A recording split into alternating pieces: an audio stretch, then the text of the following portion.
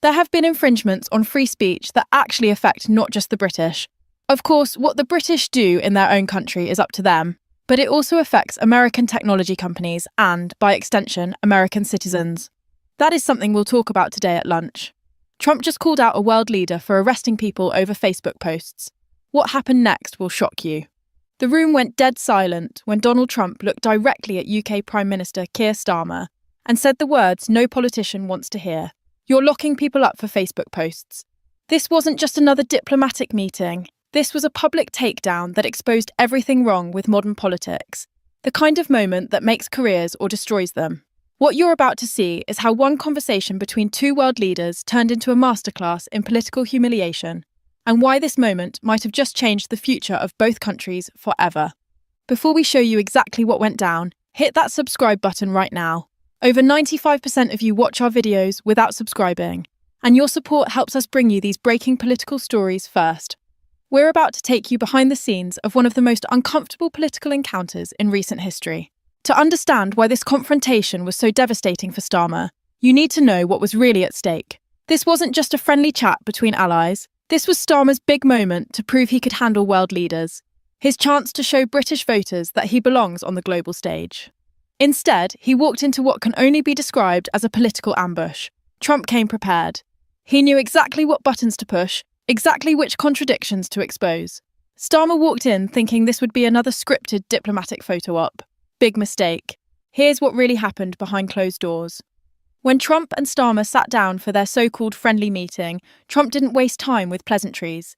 He went straight for the throat. "You're very proud of locking people up for putting posts on Facebook," Trump said, his voice cutting through Starmer's careful diplomatic smile. The accusation hung in the air like a bomb waiting to explode. Starmer tried to deflect. He claimed the UK still supports free speech. He talked about their proud history of protecting civil liberties, but Trump wasn't buying it. "Really? You're very proud of locking people up for Facebook posts?" Trump pressed, not letting him off the hook. The tension was so thick you could cut it with a knife. You could see Starmer's confidence cracking in real time. But here's where it gets really embarrassing for Starmer. Just minutes after defending his record on free speech, Starmer started praising Winston Churchill to Trump's face. He called Churchill one of the UK's greatest leaders, trying to appeal to Trump's known admiration for the wartime Prime Minister. "It's great to see the bust of Winston Churchill back," Starmer said, practically beaming as he tried to score political points. There's just one problem with this sudden Churchill love. 3 years ago, Starmer removed Churchill's portrait from his own office. He said he didn't like the way Churchill's eyes followed him around the room. He even criticised Churchill's colonial past, calling for a more nuanced view of his legacy. The same man he was now praising to win Trump's approval. Trump sat there, legs spread in a power pose, watching Starmer squirm. You could see it in his eyes. He knew exactly what game Starmer was playing. This wasn't just political flip-flopping. This was watching someone abandon their principles in real time for a photo opportunity. Let's talk about what's really happening in the UK right now, because this is where Trump's criticism hits hardest. People are being arrested for tweets, not threats, not calls for violence, just opinions the government doesn't like. A grandmother was sentenced to 15 months in prison for sharing anti-immigration posts on Facebook. A teenager got 2 years for creating memes the government found offensive. One MP, Mike Amebi, was sentenced to prison for a Facebook post. But here's the weird part. He got an appeal so fast it raised serious questions about political interference.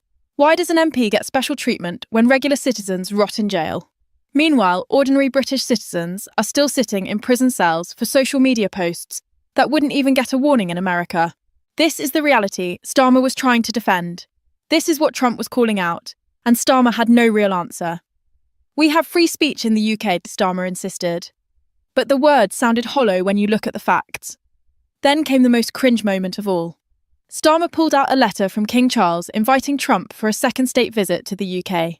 He presented it like some grand gesture, calling it unprecedented and truly historic. "This is a letter from His Majesty the King," Starmer announced, practically trembling with excitement. "It's an invitation for a second state visit. This has never happened before. This is unprecedented." Trump accepted, but you could tell he saw right through it. This is the same Keir Starmer who said just 2 years ago that he would never invite Trump to dinner. He called Trump's policies divisive and his rhetoric dangerous. Now he's rolling out the red carpet with royal backing, complete with a personal letter from the king. The desperation was palpable, This wasn't diplomacy, it was begging. Vice President J.D. Vance didn't let Starmer off the hook either.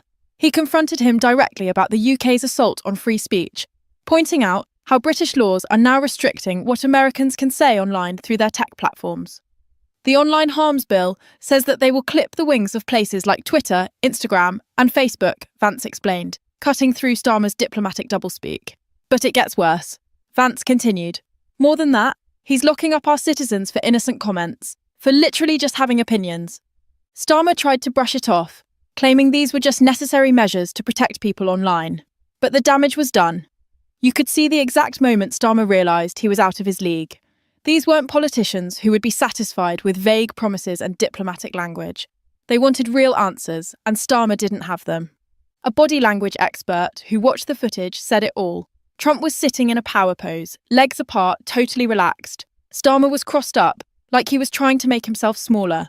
The contrast couldn't have been clearer. One leader owned the room, the other was just trying to survive it. Look at the footage again. Trump is relaxed, confident, speaking his mind. Starmer is tense, calculating every word, trying to please everyone, and satisfying no one. This is what happens when authentic leadership meets political theatre. When someone who says what they mean sits across from someone who means nothing they say. But the most uncomfortable part wasn't what was said. It was what Starmer did.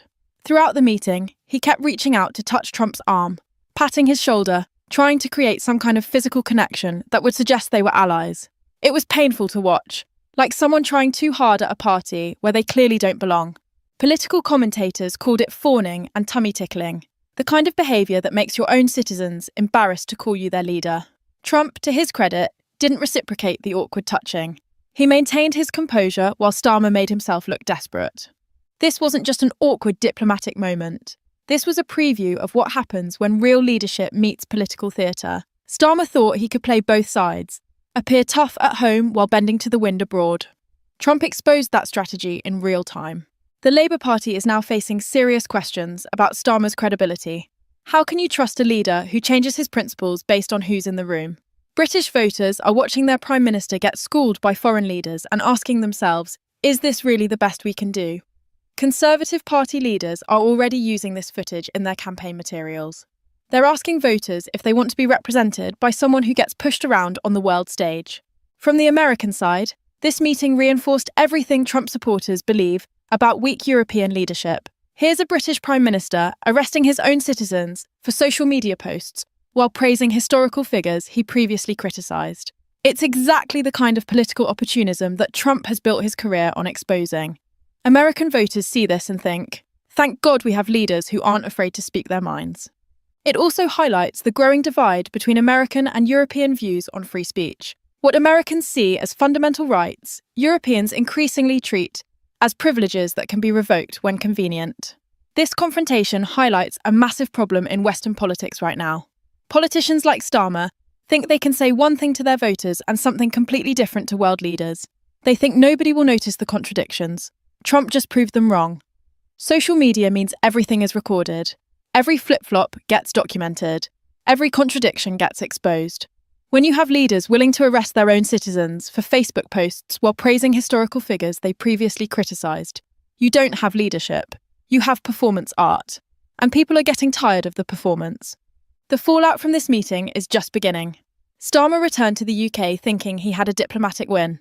The Labour Party put out statements about successful engagement and strengthening the special relationship, but the footage tells a different story. British voters are asking tough questions about their Prime Minister's backbone. Labour Party members are wondering if they picked the wrong leader. Conservative politicians are already planning how to use this footage in the next election campaign. The image of Starmer desperately trying to please Trump while getting lectured about free speech is political gold. And Trump? He's probably already planning what he'll say when Starmer shows up for that royal visit. Don't be surprised if Trump uses that state visit to make even stronger points about free speech and political consistency. This meeting sends a message to leaders around the world. Trump is not going to play the traditional diplomatic game. Other world leaders are watching this footage and reconsidering their own strategies for dealing with the Trump administration. Gone are the days when you could say one thing in public and another thing in private meetings. Trump will call out contradictions in real time, on camera, for the whole world to see. This creates a new dynamic in international relations, where authenticity matters more than diplomatic protocol. Here's what this whole situation really shows us. In an age when politicians focus group every word and poll test every position, seeing someone speak directly is jarring. Trump called out what everyone could see, but nobody wanted to say. Starmer was being fake. The question now is whether British voters will reward honesty or punish it. Will they stand with a leader who tells uncomfortable truths, or stick with politicians who tell them what they want to hear?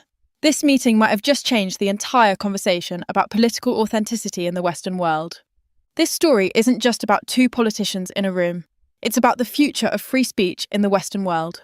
When governments can arrest people for social media posts, when leaders change their principles based on political convenience, when diplomacy becomes theatre, that affects all of us. The precedent being set in the UK today could come to America tomorrow. The restrictions on speech that Starmer defends could become the standard across the Western world. That's why this confrontation matters. That's why Trump's criticism hits so hard. It's not just about British politics, it's about the direction of democracy itself. What do you think about Starmer's flip-flop on Churchill? Should Trump have been even tougher on the free speech issue? Are you worried about similar restrictions coming to America? Drop your thoughts in the comments below and don't hold back.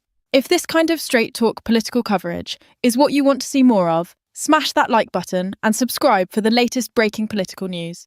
We're not afraid to call out politicians from any party when they deserve it. The mainstream media won't show you these behind-the-scenes moments. They won't analyse the body language or point out the contradictions, but we will every single time. Hit the notification bell so you never miss a story that matters. Because in politics, the truth is often stranger than fiction.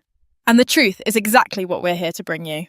Share this video with anyone who needs to see what real political accountability looks like. Because moments like this don't happen often, but when they do, they change everything.